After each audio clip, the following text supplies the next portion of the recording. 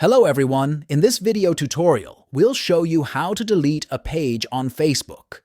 So, let's dive right in. To begin, open the Facebook app and log in to your Facebook account. Then, tap on your profile picture in the top right corner. After that, tap on the drop-down icon and choose your desired Facebook page you wish to delete. Once you have switched your Facebook page, tap on the three horizontal lines at the top right corner. After that, scroll down to the bottom and tap on the Settings and Privacy option. Then, tap on Settings. Once you are in Settings, scroll down to the bottom. Here, tap on the Access and Control option. Then, tap on the Deactivate and Deletion options. Now, on the next screen, you'll be presented with the option to deactivate or delete your page. Choose a delete page and tap on Continue.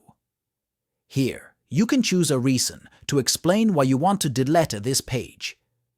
Here, you can download your page information, as once your page is deleted, you will no longer have access to your Facebook page data.